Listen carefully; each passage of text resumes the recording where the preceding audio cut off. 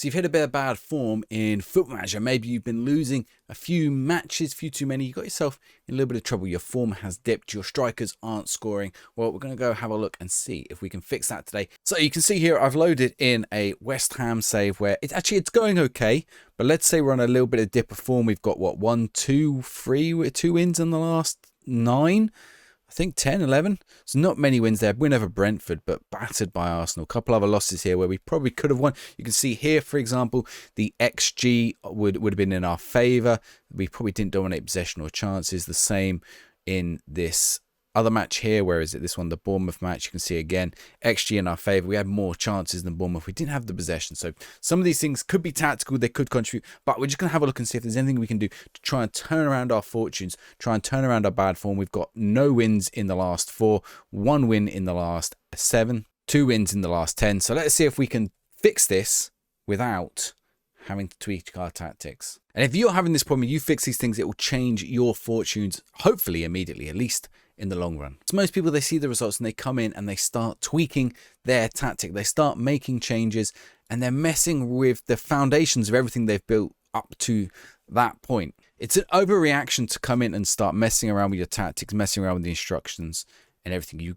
There's other changes you can make first before you change the tactic. Unless you notice something specific in the tactic not working, leave the tactic for now. Focus on these other points. So the first thing you want to do is you want to come into your squad screen and come to the dynamics drop down and you'll see the morale of all your players. You see I've got almost no one with good morale here and a lot of players who are in pretty poor morale. So we're going to have to try and change the morale. The happiness is okay, but some of them are pretty unhappy as well. So Mads Hermansen is unhappy. Max Kilman is very unhappy as well. Paulo Felipe is kind of unhappy. So there's a few players with a little bit of unhappiness that we're going to have to try and fix if we want to get them playing well. So Callum Wilson, for example, right here is unhappy. So he wants to start more games. Could be we just give him a couple of starts in a couple of matches, try and get that happiness up. Or we can have a chat with him and see if he's willing to accept a new role, whether he's willing to accept being a squad rotation player, or how we can fix that happiness. So we come to the actual dynamic screen and we can see the happiness here. This morale can slowly damage your team and make it so your players will not perform to the fullness of their ability. So let's go in and have a look and see if we can improve some happiness. So we've got Mads Hermansen here, for example. He's got a couple of negatives. He wants to leave, wants to start more games, thinks Max Kilman should be given the play time proposed, finding it difficult to adapt. So we've got some actions. We can allow a leave of absence, or we can discuss his unhappiness with it, and we can have a chat with him. Now, not all of these are the best option to take. You'll learn as you play more of them which ones work for which kind of players. The other thing you can do here is if you come to your first team, you can come in and you can hold a team meeting. And hopefully what we see here is we see all of their happiness go up slightly. So we want to tell them, we want to encourage them. Things haven't been going so well, so we want to encourage them. And look, everyone then turned to very happy, which is exactly what we want, the reaction we're after. And that should improve a little bit of the happiness and a little bit of the morale. Now, there are other things you can do. You can come in and you can praise players. Now, if you praise players, you again are going to make them happy. So you're going to go interaction, you're going to praise. Now, the best one to do is to praise their conduct, because they're never going to disagree with that. Any of these other three are a risk if the players' expectations do not match your expectations. So we're going to praise conduct. And hopefully, if we praise their conduct, you should start to see their happiness go up. So let's try Mads Hermansen here, for example. We can try Max Kilman as well. So you can see all these ones with slightly happy. Let's see if we can get any of those to raise. And you can see just by doing that, we've moved a couple of them up into the, look how many of them now we have in the happy, delighted, very happy and happy. I went forward a day or two. I've only got a few slightly happy, and just Max Kilman and Mads Hermansen devastated now. Callum Wilson has moved up to just unhappy. So we're slowly improving their happiness, and hopefully that's going to have an impact on their morale and on their form and so forth. You can see all the morale has gone up as well. Extremely good, very good, very good, very good, very good. All their morale before this 2 minutes ago was poor. So we've improved the morale, we've improved the happiness. This should have an immediate impact in how they play. So for the next thing to look at, and if you are experiencing, particularly around January, February, a mid-season slump, when the fixtures start to rack up, then come into this screen, which is the risk assessment screen, and have a look, particularly if you're getting injuries and things like that, and have a look at the match load on your players. Right now it's kind of light. We've got heavy on Aaron Wan-Bissaka, but everyone else, in fact, Aaron Wan-Bissaka, because he's on international duty, that's probably why he's gone off to the AFCON.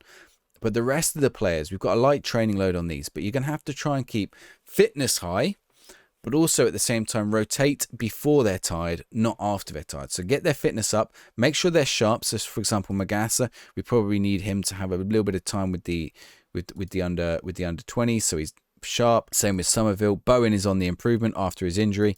But then it's like a case of, okay, make sure you keep that condition up. Once that condition starts to drop, and you'll see it on these. So for example, Jared Byrne right now, or down here, Aaron Wan-Bissaka is not going to be full condition.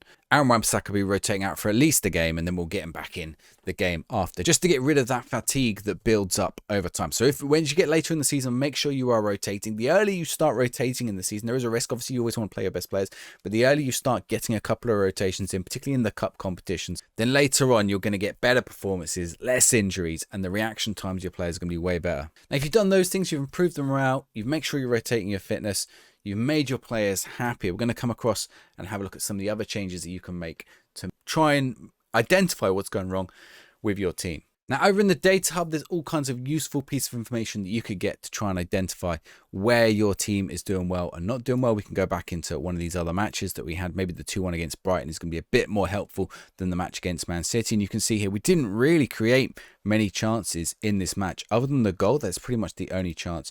You can see very much we were pinned back in our own half compared to Brighton based on where the pass map is. So if we're looking at the player statistics, we're looking at the team analysis here, you can see we're struggling here with set pieces. We conceded way more than anyone else in set pieces, so that might be something to address. Our passing completion ratio is pretty low, and we're getting a low number of passes off. Now we need to look at, are our players good enough to make those passes? If they're not, do we need to change our passing strategy?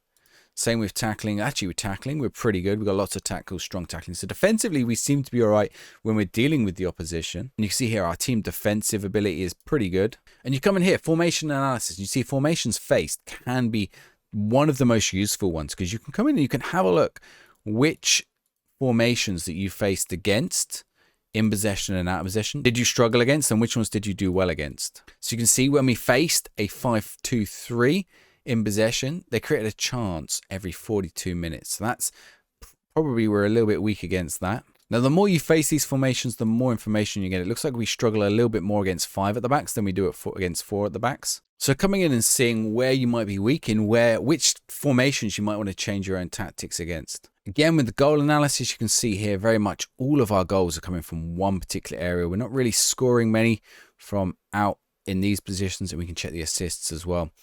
We're getting a lot of assists through the middle. We're not doing too much on the left-hand side. The left-hand side is not being used too much. But conceding, you can see on the right-hand side, we are really struggling here. You can see how much the right midfielder is getting inside and scoring. You know, 9 goals we've conceded that way. So come in and have a look at these tables. The radial charts aren't too useful.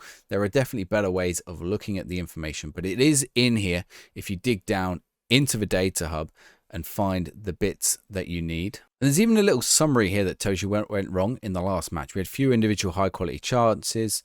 Now, if I was looking at this tactic, for example, trying to work out what was going wrong with it, and I might look to see that in this case, we probably have a bit of an isolated striker. So that would be something I'd seek to fix. I've got another video on that on the channel that I put out a few weeks ago. So make sure you go check that out if you want to see how to get more goals out of your team. But some of that is also down to the roles. So making sure you've got roles that support the striker, but also provide alternative goal scoring avenues. And like I said, make sure you check out that other video for full tips on how to deal with that. Now, the thing that will happen if you start coming in and messing around with your tactic all the time, if you're on a bit of a losing streak, is you will lose this tactical familiarity up here, if it will stay open.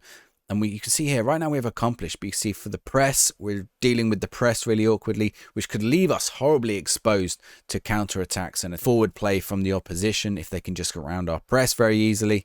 So you have to identify that if you're tweaking that tactic, and pre-season is really the time to get this right, but get some friendlies in. You can add in friendlies. And there's another way to improve your morale. You can go to your fixture schedule, and you can just arrange a friendly in the middle of the week. Just choose there you go, Thursday the 1st. I don't know if we have a game near then. It probably is a wrong time to do it in my game, but in your game, just come in and choose like a very small reputation team that you can play against. Here we go, Welling will do well. Play against them, absolutely batter them, and you should get a little boost to that tactical familiarity as well. So you can't fix your system by rebuilding it every week. So you have to give time for your players to get familiar with it and adjust to it and make sure that they know how to play your system. So if you're trying to turn around your form without coming in and absolutely changing your tactic every match, which you shouldn't be doing, that's the biggest mistake that people make, then do these things instead. Make sure you are checking the morale and happiness of your player. Try to keep it up as high as possible. Make sure you are checking what's going on in those matches. Check the data hub afterwards, check the match reports, see if there are any areas, and we identified in mine, that set pieces might be an issue, or the right hand side. I'm gonna have to go in, and those might be the areas that I deal with tactically first. If I do make any tactical changes, make sure you are rotating your squad so your players are fit and able to complete a full 90 minutes. And stop overchanging your team. You can overchange and overchange and overchange.